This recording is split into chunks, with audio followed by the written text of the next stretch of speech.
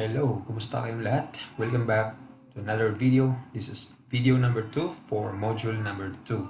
So in this module, we will explore or discuss the anatomy of the nervous system.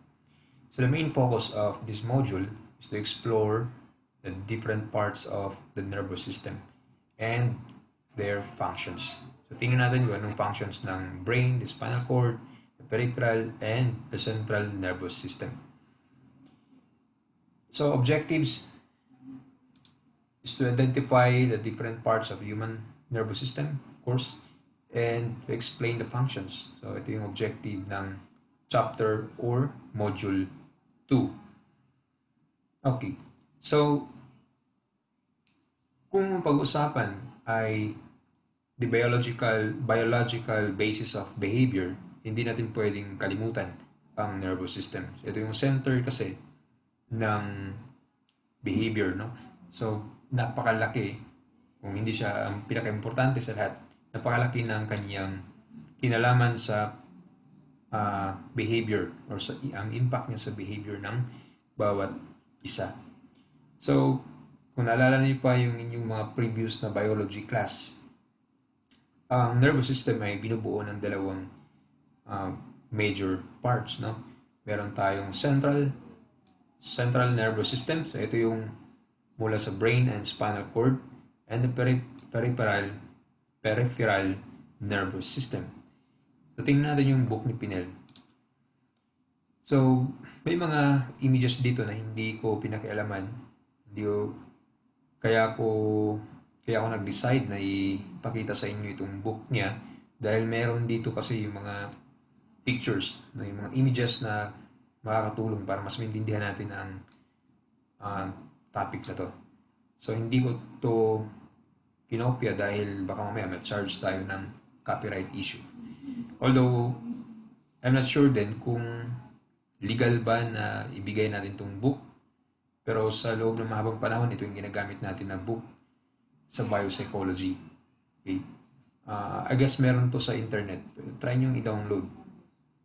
Napakalaki kasi ng file na to kaya baka mahirapan ang drive, no, pag i-upload ko. By the way, kung sabi natin kanina, ang nervous system ay binubuo ng dalawang major divisions or parts, the central and peripheral nervous system. So, central nervous system, kung makita nyo itong picture na to, andito siya, yung violet na yan. Ito yung brain and spinal cord. So, makikita nyo yan hanggang dito. So, lahat ng sa labas nito, sa labas ng lahat ng cells or lahat ng nerves na nasa labas ng brain and spinal cord, sila ay nasa peripheral nervous system. Okay. So, tandaan niyo na. Central nervous system, the brain and spinal cord, peripheral nervous system, lahat ng nerves na nasa labas ng brain and spinal cord. Okay. Now, ano yung functions ng dalawang major parts na yan? Okay. So, ang functions ng peripheral nervous system, central nervous system, ang brain at spinal cord, ang brain ay taga-process ng information. Siya ang taga-interpret. Ang spinal cord ay para sa tulay. Siya ang taga-paghatid papunta sa brain ng mga information mula sa iba't ibang parts ng katawan, at itong spinal cord naman ang kukuha ng interpretation from the brain para makarating sa iba't ibang parts ng katawan. So, itong spinal cord para siyang bridge na ginagamit ng katawan para ihatid sa brain at kukuha siya ng signal from the brain or interpretation from the brain para magkaroon ng galaw yung motor, tawag dyan, mga motor na nerves. So, mamaya natin pag-usapan yan. Pag sinabing motor kasi, ito yung mga nerves na dahilan kung bakit mo nagagalaw yung iba't ibang parts ng katawan. Okay. So, yan ang central nervous system. The peripheral nervous system, ito yung nasa labas. Sabi ito, located outside of the skull and spine, brings information into the central nervous system and carries signals out of the CNS or central nervous system. So, ihahatid niyan papunta sa nervous system, central nervous system. Then, pag may bumalik na information or signal from the brain papunta sa iba't ibang parts ng katawan outside the central nervous system, so dyan na gumagana ang peripheral nervous system. Ang peripheral nervous system ay merong dalawang major parts. So, nandyan ang somatic nervous system. Itong somatic na to, ang mga cells nito ay mga afferent. Ang mga nerves nito ay afferent and efferent. By the way, class, pag sinabi mong afferent nerves, ito yung mga sensory. Sensory, ibig sabihin, yung ugat mula sa fingers mo, sa kamay at paa.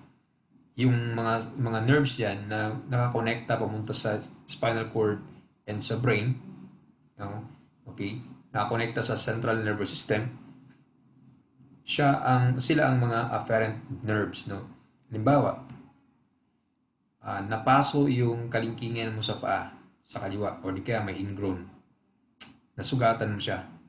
So, nakakaramdam ka ng kirot ngayon. Ang question dun ay, bakit mo naramdaman ang kirot? So, yung signal mula sa sugat na yun, sa ingrown, dinadala yun ng afferent nerves. Ibig sabihin, ito yung part ng peripheral nervous system na nagdala ng information mula sa dulo ng kalingkingan mo, no, sa paa, papunta sa spinal cord, and then papunta sa brain. Now, kung ang trabaho ng nerve na yan ay tagahatid ng information from dun sa iba't ibang parts ng katawan papunta sa brain at spinal cord, therefore, ang nerves na yan ay mga afferent. Afferent, tandaan nyo to. Pag sinabing afferent, papunta. Papunta saan? Papunta sa central nervous system. When we say efferent nerves, ito na yung mga nerves na nanggaling sa central nervous system papunta sa iba't ibang parts ng katawan. Okay? So, ang trabaho nito ay sila ang nagdadala ng signal. At tinatawag silang nerves kasi silang dadala ng signal para maigalaw mo or makagalaw or maigalaw ang parts ng katawan kung saan ay kailangan igalaw. May mga situations na ganyan. Halimbawa dyan ay, alam mo, napapaso ka. So, bago pa tuluyang mapaso ng tuluyan yung kamay or paa mo, nilalayo mo siya sa baga or apoy. So, yung movement na yun is caused by the motor nerves or mga efferent nerves. So, para mas madaling maalala, pag sinabi mong afferent, A, meaning approaching saan? Sa central nervous system. Efferent, eject or exit from, papalayo ka from the central nervous system. Okay? So, kung ang nerves ay nagdadala ng sensory information papunta sa central nervous system, yan ay afferent nerves. Pag ang nerves na yan ay nagdadala ng signal from the central nervous system papunta sa iba't ibang parts ng katawan outside the central nervous system, therefore, yan ay isang efferent nerve. Okay? Now, so yan yung somatic nervous system. The next one ay na part ng peripheral nervous system ay autonomic nervous system. Itong autonomic class ay ito yung kumokontrol sa mga internal organs na hindi natin kontrolado. Halimbawa dyan ay yung heartbeat. Heartbeat natin ay hindi yan huminto. Okay? Kahit natutulog ka, yung heartbeat mo ay automatic siyang gumagana or kahit tulog ka, patuloy na nagtatrabaho yung heart. So, hindi lang siya nangyari na accident. May kumokontrol dyan yung autonomic nervous system. So, therefore, itong autonomic na to ay hindi to natutulog. Siya ang kumokontrol dun sa mga organs na hindi natin kontrolado. Okay? Hindi mo naman pwedeng sabihin kapag natutulog ka, hindi mo pwedeng sabihin na, okay, i-turn off ko muna itong heart ko dahil matutulog ako. Hindi siya pwede. Kasi pag nangyari yun, mamamatay yung katawan. So, ang autonomic nervous system siya ang nagtatrabaho dyan. Pinapagana niya yung mga internal organs. Hindi naman natin iniisip yung ginagawa ng internal organs. Tama? Yung baga mo, yung atay, yung heart, yung uh, digestive system, digestive system, ay hindi yan humihinto sa pagtatrabaho. So, dahil sa autonomic nervous system. Okay. Now, autonomic nervous system, kaya tinatawag siya, para mas madaling intindihin ang maalala, when you say autonomic, automatic yung kanyang function. So, hindi mo kailangang isipin yan. Okay? Automatic siyang nagtatrabaho o nagpa-function.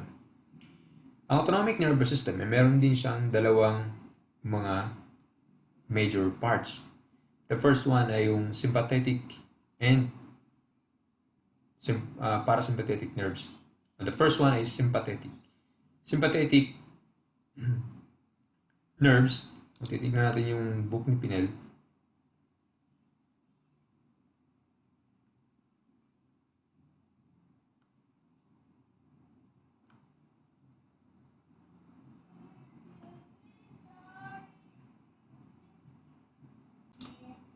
Okay, so etong sympathetic nervous system, ito yung gumagana kapag nasa stressful situation madalas, no? So kapag ito ang gumagana, tandaan palagi na kapag ito ang nagpa-function, hindi nagpa-function ang parasympathetic nerves. So ang sympathetic nerve, ang trabaho nito ay gumamit ng energy. Doon sa ibang book kasi, sympathetic nerves, ito yung gumagamit ng energy. So mga na-store yung energy, siyang gagamit niyan dahil active ka kapag ito ang gumana. Kapag parasympathetic naman, ito yung time na hindi active, no, ang katawan. So hindi ka nag-consume ng energy. Ang ginagawa dito ay nag-store siya ng energy. Pero yung dalawa na to class ay hindi ito magkasabay na magtatrabaho. Okay, halimbawa dyan, doon sa ibang book kasi may sinasabi doon kapag na-stress ka, diba pagka-stress, nasa klase, nung face-to-face pa ang klase, kapag intimidate ka o natakot ka sa teacher mo, nandun ka sa harap ng class, and then hindi ka makapagsalita ng maayos, nanunuyo yung lalamunan, hindi ka mapakali, no? So, dahil stress ka. So, yung time na yun, ang gumagana dyan ay yung sympathetic nervous system. Okay? Now, kapag tapos na, halimbawa, tapos na yung defense mo, tapos na yung stressful situation, ang katawan mo ngayon, parang nakakaramdam ka ng pagod or gutom. So, yung gutom na yun ay response ng katawan mo. Meaning na ang sympathetic nerve or sympathetic autonomic nervous system ay nag-stop na sa pag-work. Ano ngayon ang gumagana? Ang parasympathetic nerves. So, etong time na to, relax ka na, kaya ka nagugutom dahil mag-store ka na naman ng energy. So, ipunin mo na naman yung energy na yun para magagamit mo sa susunod na pagkakataon kung kinakailangan. So, yun yung parasympathetic and sympathetic nerves. Lagi yung example nga dito, yung halimbawa ay natakot ka, hinabol ka ng aso. Kakatakbo mo, hindi mo naman pagka tumatakbo ka, yun ay direct or automatic response ng katawan mo doon sa nakakatakot na bagay. So, tumakbo ka ng tumakbo, gumamit ka ng maraming energy. So, ang gumagana sa time na yun ay ang sympathetic nervous system. So, pagkatapos mong tumakbo, wala na yung nakakatakot na bagay, tapos na ang stressful situation. So, babalik ngayon ang katawan mo sa relaxation. So, nagugutom ka na. Nararamdaman mo yung gutom, yung uhaw. Kasi, ang ginagawa ngayon ng katawan mo ay nag-i-impact na naman siya ng energy para sa susunod na mga physical activities. Okay? Pero ang nerves nitong autonomic nervous system, sympathetic and parasympathetic, ay parehong mga efferent. Efferent sila. Okay. Autonomic nervous system. So ito yung mas malinaw na ang sympathetic nervous system at sympathetic ay mga responsible sa sympathetic, ito yung fight or flight response. So ito yung yung pag nasa stressful situation ka, ito yung gumagana. Then rest and restore energy. So yun ang parasympathetic.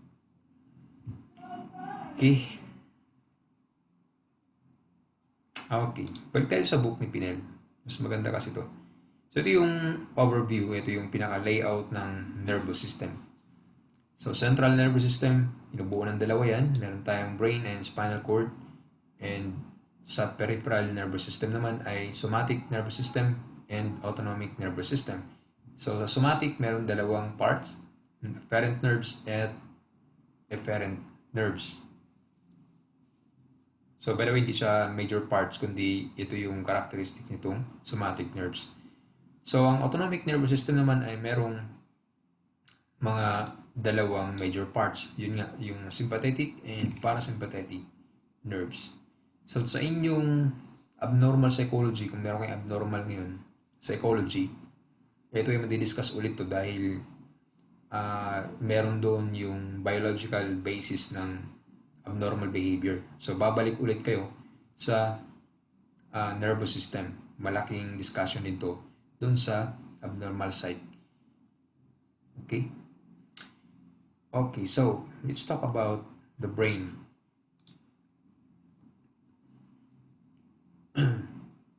Hindi pa pala brain, kundi yung central nervous system. Sabi ko kanina, ang central nervous system ay brain at spinal cord. Now, yung dalawa na yan ay napaka-safe yung kinalalagyan nila.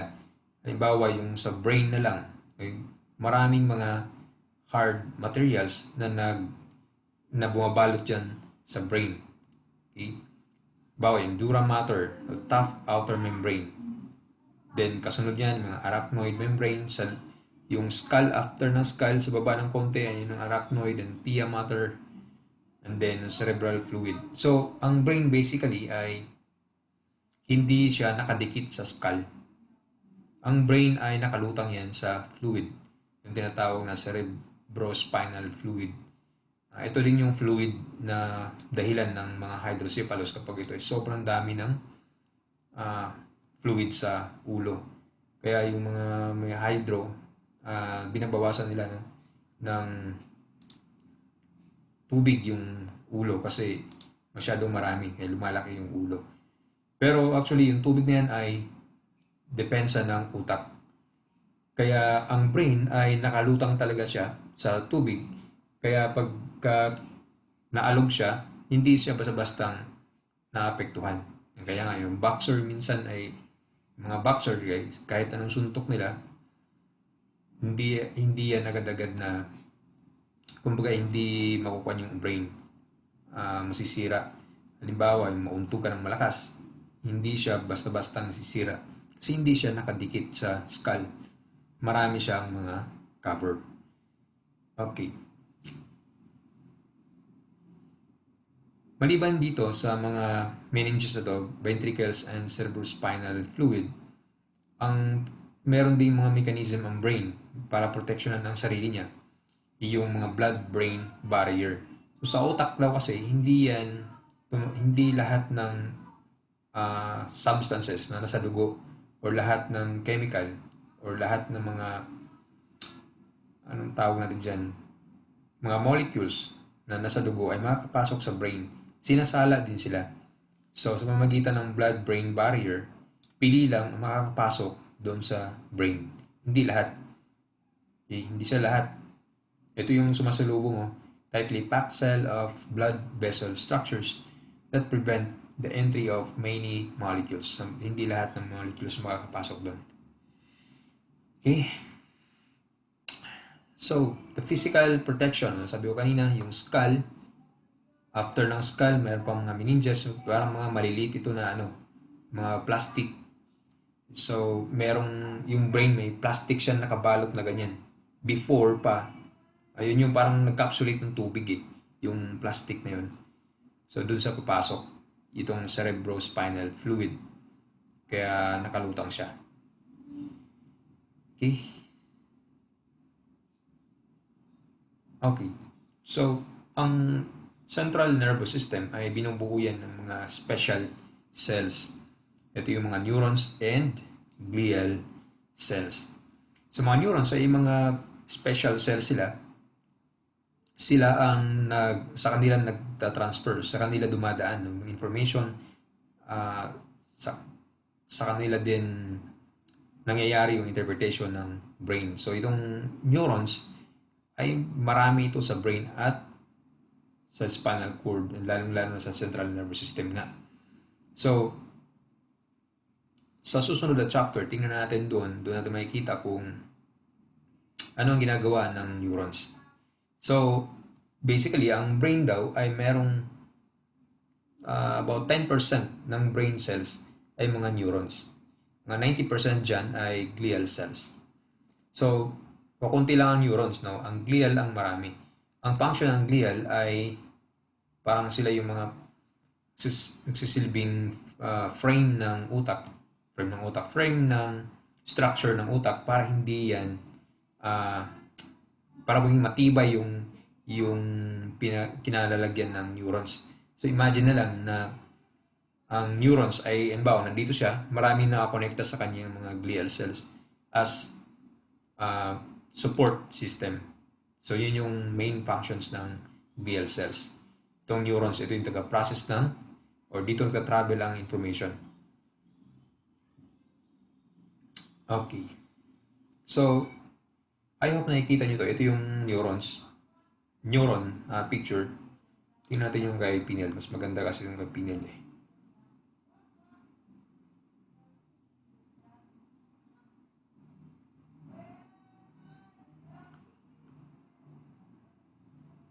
Okay. So, ito yung neuron. Kung makikita nyo siya, meron siyang, ito yung pinakapuno niya, yung body, cell body or soma. Itong mga nandito ay mga branches niya or tinatawag na dendrites. Then, ito yung axon hillock. And then, etong parang nasa gitna na yan na parang longganisa, no? Yung pinagtuhugan ng longganisa. Tama ba ako? Basta yung itong part na to, yung nasa gitna na maliit na line or hibla, siya ay tinatawag na axon. Now, malaki ang trabaho nito class. Sa susunod na chapter, pag-usapan natin ano ang function nitong axon at yung iba't ibang parts ng neuron. But for now, ang pag-aralan natin ay itong structure niya. So, ito yung soma, the cell body. Ito yung axon. Itong mga parang longganisa na to. Itong mga to. Yung kulay parang violet. Ito yung mga myelin. Okay? The fatty insulation around many axons.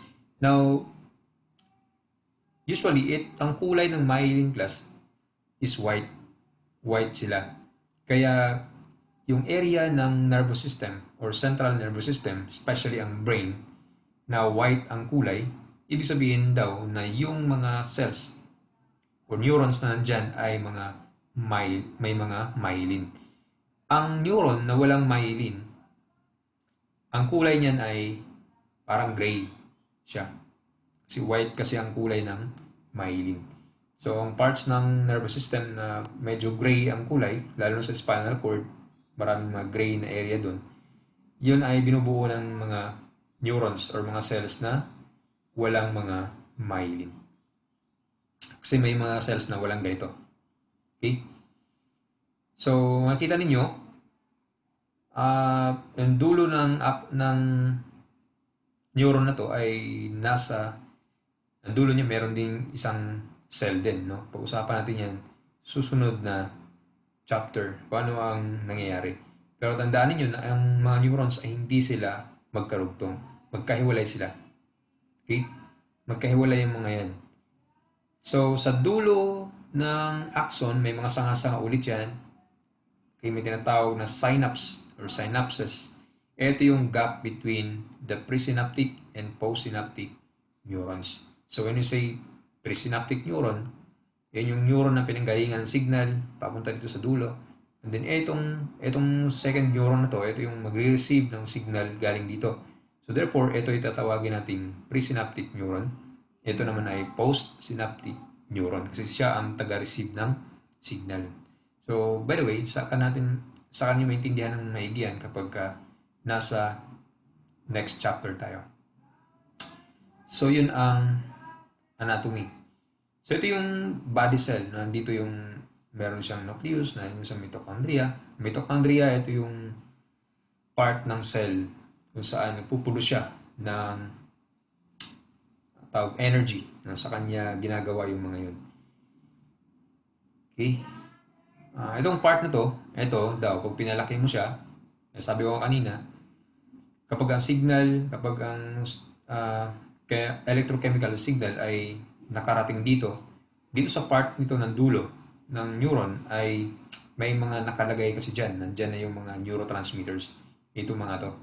So, nandyan yung neurotransmitters. Now, kung makikita nyo na sa loob siya, in this case, since nasa loob siya, ibig sabihin nito ang neuron ay hindi siya active, nasa resting potential siya. So, saka natin i-discuss yun.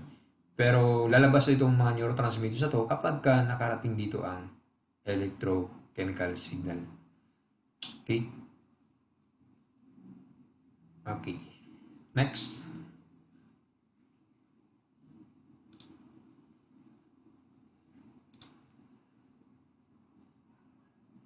Okay, so ito yung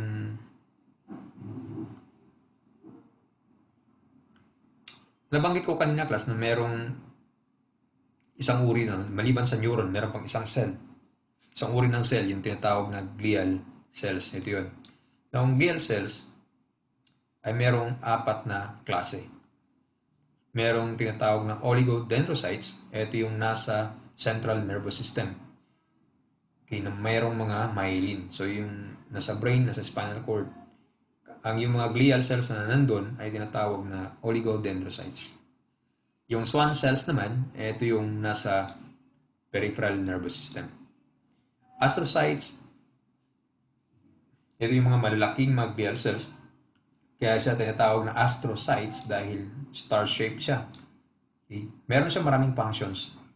Patuloy na dinidiscover pa ngayon. Kasi marami siya mga functions. Hindi pa nila lubusang talagang nakuhan kung ano yung pinaka-function ito. So far, maraming functions ang astrocytes. Microglia, ito yung naman yung response. Ito yung glial cells na responsible for regulating or tawag dyan, curing injury. So, meron kasing natural way ng paghihil ang katawan. So, malaking part na ginagampanan doon ang microglia. So, pag nasugat ka, unti-unti ay umaayos siya or hihilom siya.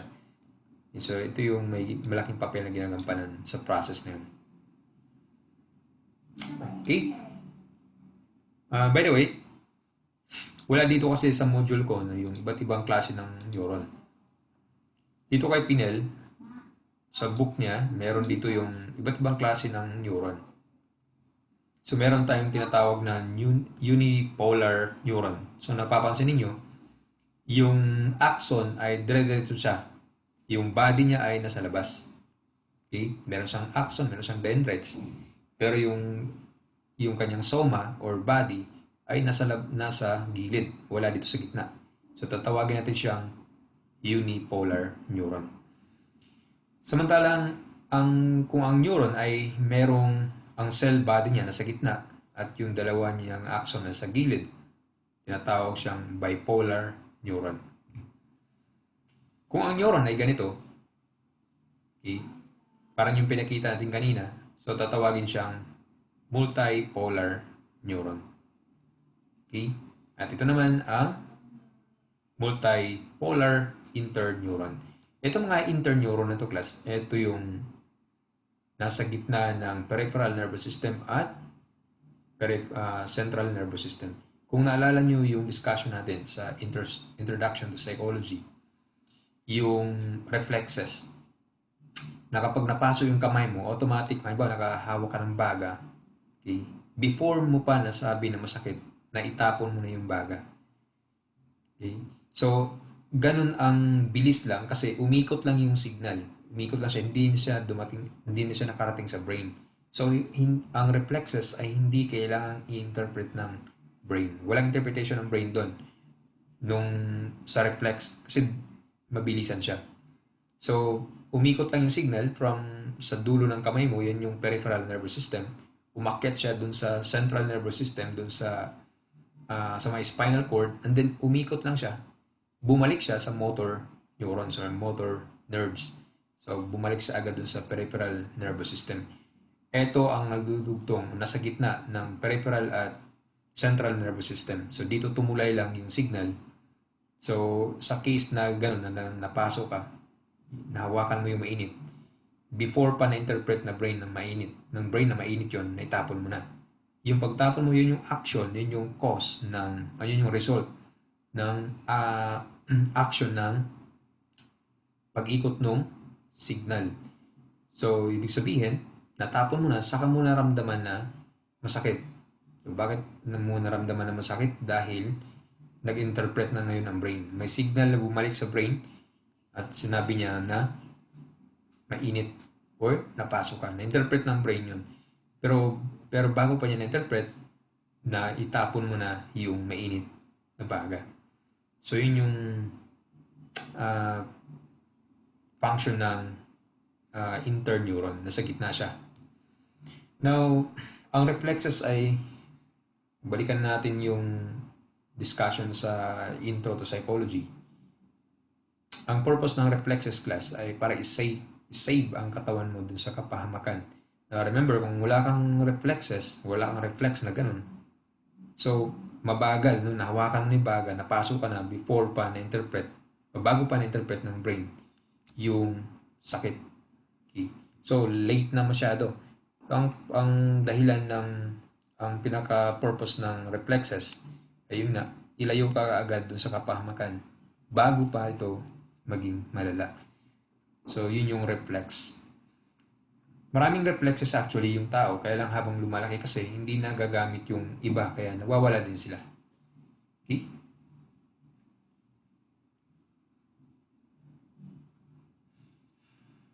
Sana tayo?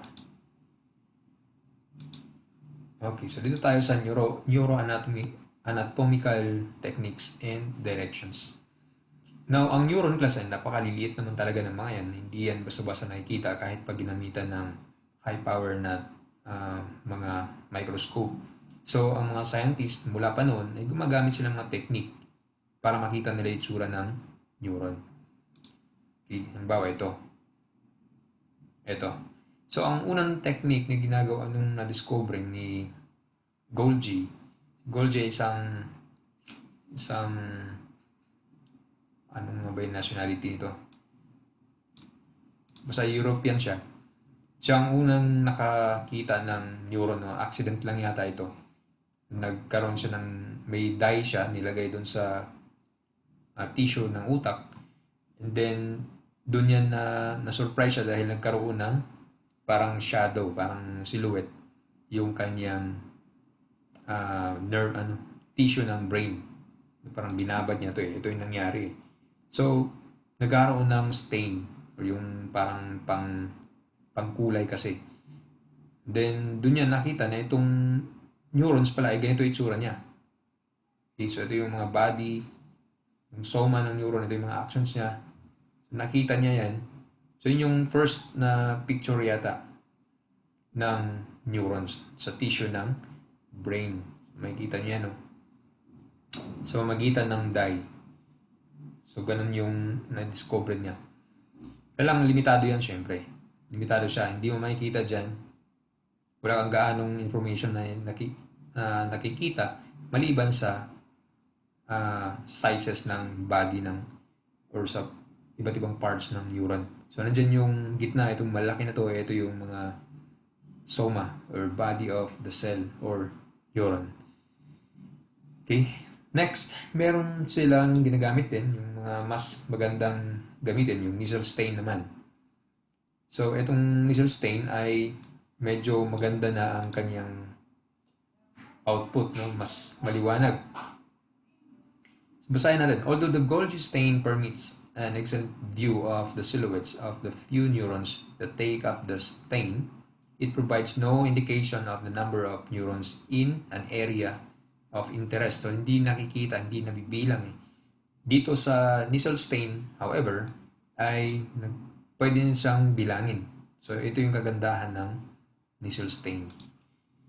And of course, itong electron microscopy, ito yung mas high-tech, provides information about the details of the neuronal structure. So, mas maganda siyang gamitin na. Okay. Now, ang mga scientists din ay gumagamit sila ng mga tracing techniques. Yung anterograde and retrograde. So, ito yung pagtitrace class ng neuron. So, pag sinabi mong anterograde, forward. So, from the body of the neuron or axon, papalayo ka. And minsan naman, yung ginagawa nila ay retrograde. So, mag-start ka dun sa dulo, pabalik ka naman. So, yun yung mga technique na ginagamit nila sa pagtitrace ng neurons. Okay, so dito tayo sa pag-identify ng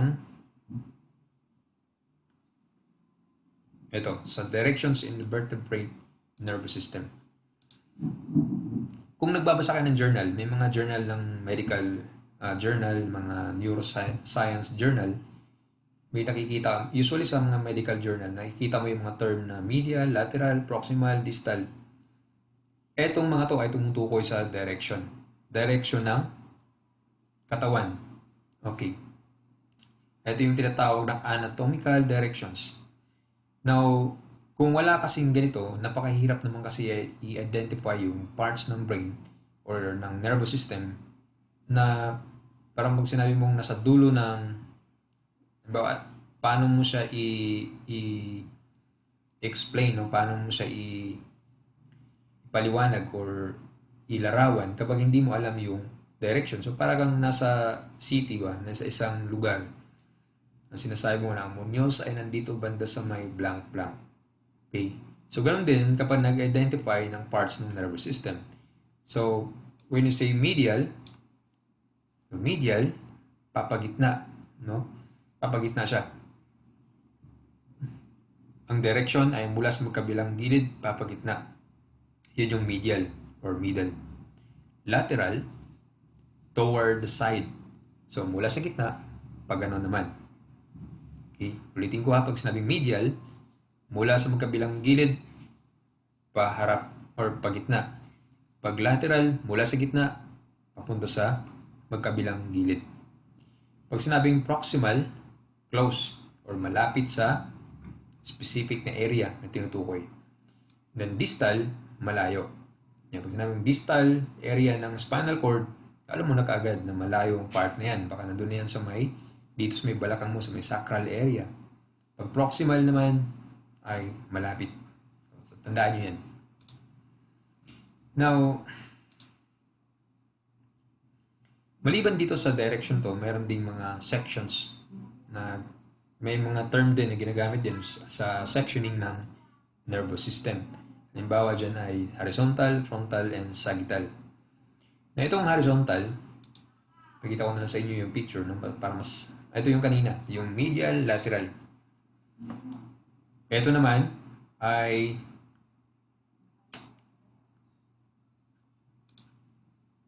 sections. So, dito sa hayop kasi, ang hayop kasi class ay naglalakad siya, yung tiyan niya ay naka-level sa lupa. Nasa level ng ground. Ang tao kasi hindi ganon. Kapag naglalakad tayo, yung ating dibdib ay hindi naman naka-level, hindi naman adjacent sa lupa, di ba? So, nandito yung dibdib. So, therefore, ang pag-locate ng direction ng tao ay dalawa. So, maaaring ito, maaari din ito. So, makikita natin yan mamaya. So, unahin natin yung hayop. So, remember, ang hayop ay ganito maglakad. Yung kanyang tiyan ay adjacent sa lupa. So therefore, ang anterior niya, anterior, tingnan natin ang meaning ng anterior. Anterior means toward the nose. Ito ay para sa hayop ha, toward the nose. Posterior naman, toward the tail, papunta sa buntot. Dorsal naman means toward the surface, and ventral means toward the surface of the chest. So, kung makikita nyo dito, ito yung ventral, sa chest, or sa tiyan. Anterior, ito yung sa harap ng ilong niya, or nose. Dorsal, nasa likod niya, nasa taas. Nasa taas yan kasi, etong pusa na to, pag naglakad, yun nga, adjacent yung kanyang ventral surface ng nilalakaran niya. Posterior, ito yung sa may buntot niya. So, tingnan natin yung tao. Ito yung pinagkaiba nila. Ito yung pinagkaiba sa tao at sa hayop. Ang tao kasi, ang dorsal ay nasa dito sa part na to. Titingnan natin dito. Ang dorsal niya nasa likod. Pero dito, nasa tuktok ng ulo. So, bakit ganun? Kasi ang dorsal nitong, ang tao kasi, hindi siya katulad ng pusa or ng hayop na maglakad. Okay? Ang chest niya ay papaharap dito. Yung hayop kasi, naka-adjacent sa lupa. So, ang dorsal, syempre ang dorsal nito ay nasa taas. Ventral nasa baba. Pag ganun, hindi yung dito sa dibdib. No? Hindi katulad nito. Pero notice class na itong direction na to ay parehong-pareho dito. Ang posterior ay nasa likod. Hindi sa likod ng buntot. Sa may buntot, kundi sa likod ng ulo. Ito ang direction ng ulo, ha? Ng ulo. Okay? Parehong-pareho siya sa pusa. Tingnan nyo. Ventral na sa baba, dorsal, anterior, posterior. Ang pinagkaiba lang, iba ang posisyon niya. Okay? Dito, ang anterior ay nasa dibdib niya, sa may ilong. Okay. Kung spinal cord naman, pinag-uusapan, ang anterior ngayon ay yung spinal cord papunta sa taas. So, kung spinal cord yan, i-identify mo lang kung saan ngayon ang brain.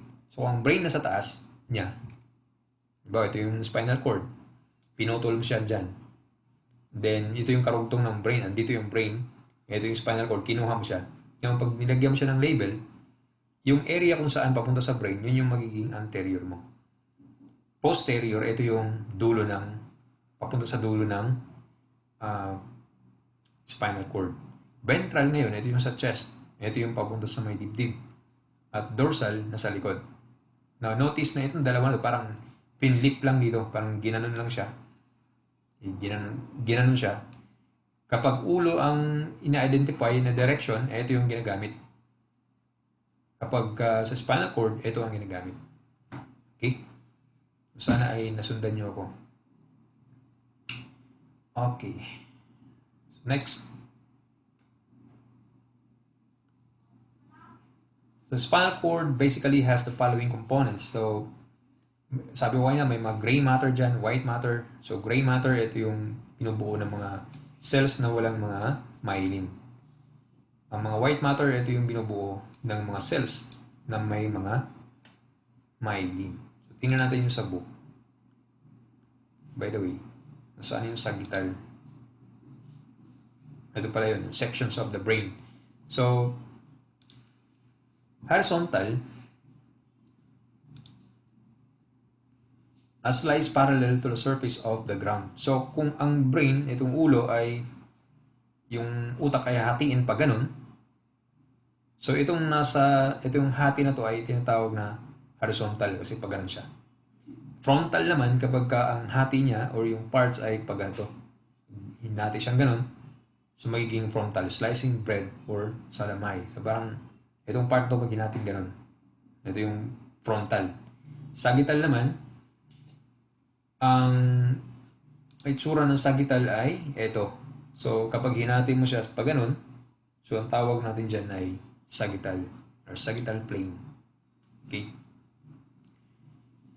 Okay. So ito yung sinasabi kanina. Ventral, dorsal, okay? So makikita nyo dyan, may mga gray area. So ito yung mga area kung saan marami dyan na cells na walang mga myelin. Okay, so let's proceed sa structures of the brain.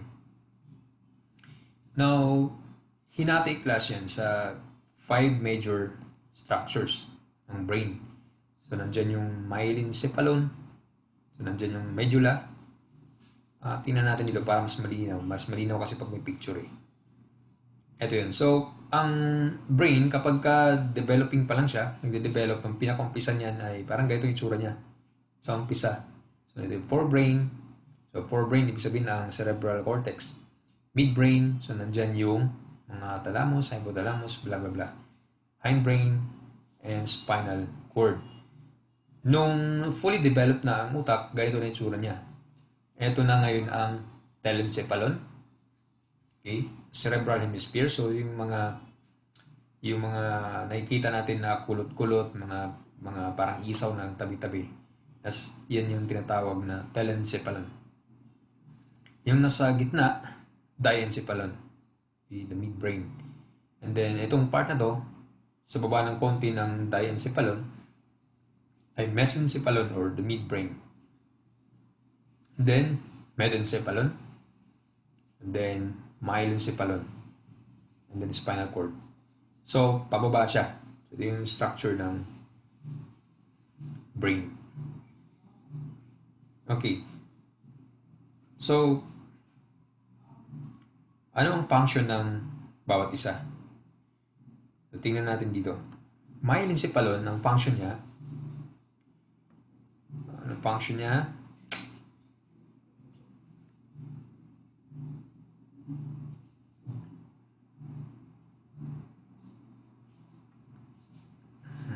baliktad pala itong inunan niya ang myelencephalon. Ang myelencephalon, yun yung nasa baba. Kaya andito yung medulla, yung pinakapuno to, pinakadulo ng spinal cord mula sa baba. Kung manggaling ka sa taas naman, papunta sa pababa ng spinal cord, ito yung pinakapuno din ng spinal cord. So, dito dumadaan yung mga ugat mula sa iba't ibang parts ng katawan papunta sa brain. So, papunta dito. So, ang medulla, ito yung parts ng brain na andyan yung mga reticular formation, yung mga dahilan kung bakit ka tawag dyan yung nakakalculate mo, halimbawa kung tatawid ka sa kalsada, nakakalculate mo yung paparating na sasakyan. Ito yung cause ng arousal eh. Okay. Sometimes the reticular formation is referred to reticular activating system because of brain arousal. So, yun nga, pag tatawid ka sa kalsada, hindi ka naman dire-diretsong tatawid. Titignan mo muna. Parang nakakalculate ka, babangga ba ako to? Hindi. Babangga kaya maabutan kaya ako pag tumawid ako o hindi. So yung part na yan, yung proseso na yan ay responsible dyan, generally, ang itong area ng brain na to. Okay? Next, metencephalon. Andyan yung pons, yung parang naka-umbok na ganun. Tingnan natin ha. Basahin lang class ha, kasi maraming functions ito eh. Bawat isang area ng brain ay marami silang functions. Kapag titignan mo ay overlapping sila. Nag-overlap. Kaya maghahanap ka o titignan mo yun, ano yung pinaka-distinct na function. Okay. Andito naman lahat sa book yan. Tingnan nyo na lang. So, nandyan yung mga tectum, mga tegmentum, periaqueductal gray, and substantia nigra. Okay? Marami yan. Pero hindi ko na gaano itong kinukuhan. Hindi ako gaano nagdi-discuss ng ganito kasi mga technical siya. Pero maganda siyang pag-aralan para mas maintindihan mo lalo. Okay. So, ang telencephalon, ang pinakamalaking part or division ng brain, kasi nandyan yung cerebral cortex nga. Itong part na to, ito yun. Lahat ng to ay mga area ng telencephalon. Kung saan nanggagaling or dito nangyayari ang interpretation or mga higher cognitive activities ng brain, halimbawa reasoning, solving, andito yun. Dito nangyayari yan sa cerebral cortex. Dun sa previous na module, itong area na to yung nag-increase throughout evolution. Kasi, yun nga, parang na-develop ng tao yung kanyang thinking ability. So, lumaki siya. So, nagkakaroon ng parang nagiging high-tech din yung tao pag nag-isip. So, na-develop yung kanyang utak. So, mas maraming ganito, mas malaki ang capacity niya. Ibig sabihin, mas magaling siyang mag-process ng information. Okay. Pasensya na kayo class, hindi pa ako ganun kagaling eh. No? Pero susubukan natin na matapos to. Okay, so telencephalon, ito yung kanina. Iba't ibang area. So, tapos na pala tayo.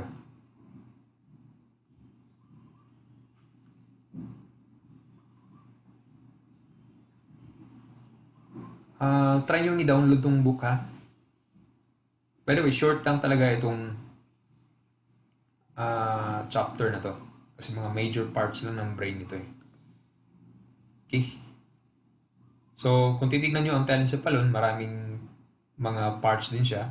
Diyan yung cerebral cortex, major fissures, yung mga kanal-kanal, major gyri, 4 lobes, telencephalon, yung frontal lobe, frontal, ito naman yung parietal, frontal, parietal, temporal, and occipital lobe. So, nandyan, kasama siya sa telencephalon. Then, kasama din dyan ang limbic system. So, ang limbic system ay nandyan yung amygdala, hippocampus, fornix, cingulate cortex, septum, and mammillary bodies. So, amygdala class ay isang part ng brain na na-associate sa fear. May mga study kasi before na kung saan ang daga na under experiment, tinanggalan nila ng amygdala. So, nung nasira yung amygdala, yung daga ay hindi na natatakot sa pusa. So, parang nagkaroon ng idea na itong amygdala ay associated to sa feeling or emotion na fear. Hippocampus, ito naman yung sa memory. Okay, sa memory storage naman. Na-associate siya doon. Although maraming questions dito. Sa susunod na chapter, pag-usapan natin to. Okay, so ang hippocampus ay short-term memory. Siya daw nag-store ng memory. Diba, kung nag-review ka ng lesson mo, lahat ng review mo ay papasok sa hippocampus. Now, kung manatili siya sa hippocampus lang siya ay short-term memory. And the reason bakit siya tinatawag na short-term, dahil bang madalian lang talaga siya. So, maaaring yung makalimutan ng information na yun. Katulad ng mga nire-review mo na mamaya-maya konti lang ay hindi mo na maalala. Dahil nga short-term memory. So, para maging long-term siya, kailangan siyang i-process yung tinatawag na through consolidation. Memory consolidation. Yun yung process kung saan ang short-term memory ay magiging pangmatagalan. Magiging long-term memory. Okay? So, marami yan. Pag-ibasan lang yan. Dito sa diencephalon, so, itong telencephalon nasa pinakamataas. Okay, kung brain yan, nandito yung cerebral cortex, yun yung telencephalon area. Sa baba ng konti yan, yan yung diencephalon. So, nandyan yung thalamus, hypothalamus, ito sa mata, yung optic chiasm, pituitary gland. So, itong area ng brain na to, siya naman ang responsible sa mga primitive behavior, ba, gutom, uhaw, sexual arousal. So, dito nangyari yun, no? Sa thalamus, hypothalamus. Basta ito ay mga primitive behavior. Yung mga basic needs ng dito. Dito siya. Then, mesencephalon. Ito, metencephalon. Andyan ang reticular formation, the pons. Ang pons ay yung parang nakaumbok na ganun. Yun yung daanan. Doon dumaan yung mga, or doon nagsalubong ang ugat from yung mga nerves mo from left side and right side ng katawan. So, kapag ang katawan kasi, yung left side and right side, magkaibang nerves yan. Pero pagdating dun sa may metencephalon, sa pons, nagsalubong yung mga nerves. No, so, may mga nerves kasi na tinatawag nilang ipsilateral. Ipsilateral, ibig sabihin nun, na yung right side ng brain ay nakakonekta sa left side ng mga nerves ng katawan.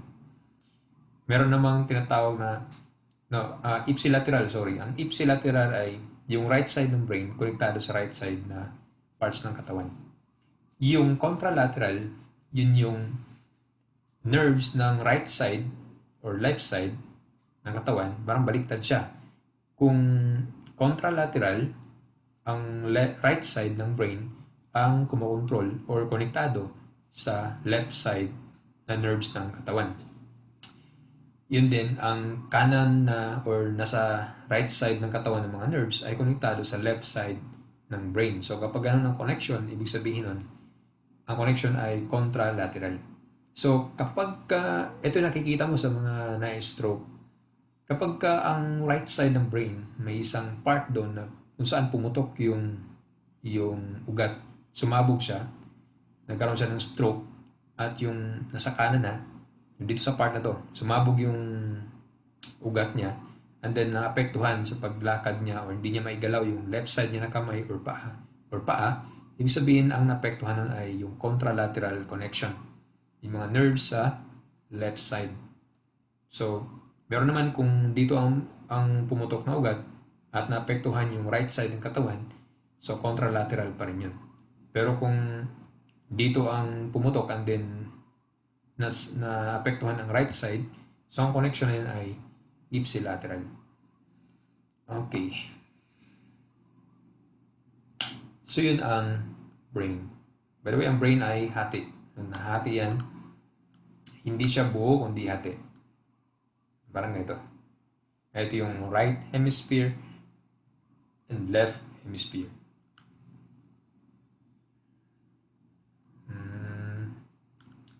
Ano pa? Ito yung thalamus. Pag sinabi mong hypothalamus, nasa below siya. Nasa mababang bahagi ng thalamus. The pons. Okay, nandyan siya. Di natin discuss pala ang cerebellum. Cerebellum class ay tinatawag din siyang little brain. Kasi siya ay may kakayahan na mag-function mag-isa. Pero technically daw, hindi naman talaga kanya-kanya ang trabaho ng brain. Sila ay magkasama. Lahat ng regions, lahat ng major parts ay nagtulong-tulong yan sa pagtatrabaho. Okay? Etong cerebellum ay responsible to dun sa balancing. So, siya ang taga-balance. Kapag ito ay nasira or nagkaroon ng problem, mahihirapan na mag-balance ng katawan ng tao. So, in short, baka hindi siya makakatayo. Kasi yung pagtayo mo, kaya ka nakakatayo, ay dahil dito sa cerebellum. So, siya ang may control niyan. Okay. Ano pa?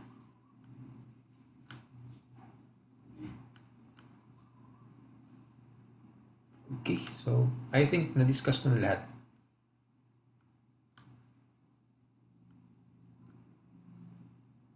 Okay, nakalimutan ako. So major parts lang ng chapter ang dinidiscuss ko.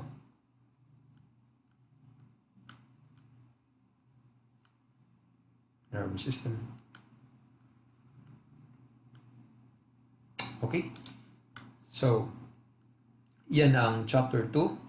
Now, for the assessment, module quiz number 2, ito yung questions. So, pareho lang ng rubrics na gagamitin. Ito ay 20-item quiz. So, why is it important to get yourself familiarized with the anatomy of the nervous system?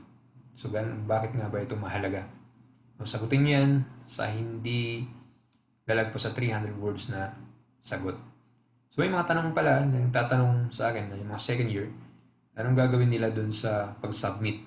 Kasi minsan, hindi nabigyan ng copy ng student. Halimbawa, doon sa settings ng Google Classroom kasi, minsan, hindi mo maibibigay yung individual copy. So, ang result nun ay hindi niya may download. So, magtatanong sa akin sila kung anong gagawin nila sa sagot. So, ganito, ang gagawin ninyo ay pwede nyo isulat yan sa Word document. And then, i-send niyo sa Google Classroom as attachment. So, ganun siya. Pwede naman yung ganun. Okay? Or, kung sinulat nyo and then, pwede nyo rin picturean, no? Kung hard copy or kung handwritten yon ginawa niyo, pwede nyo picturean. As long as maliwanag siya. So, kailangan ko lang makita, mabasa. Gumamit naman kayo pag nagsulat kayo ng kapag handwriting naman ang gagamitin ninyo, make sure naman na gumamit kayo ng magandang font at font size na para makita ko din. May mga iba kasi na pangit yung mga font size na ginamit, mga handwriting nila. So wag naman, para mabasa ko. Kapag tingin mo hindi ko maintindihan yung sulat mo, please, magano ka na lang, Word document na lang. Okay? Sana ay nag-enjoy kayo sa discussion. Magandang hapon class. Hapon kasi ngayon, hapon ko ito na-record. Today is October 7, 4:28 p.m. So hapon na. Okay, so kung may mga tanong, chat mo lang ako sa Facebook or dun sa Google Classroom.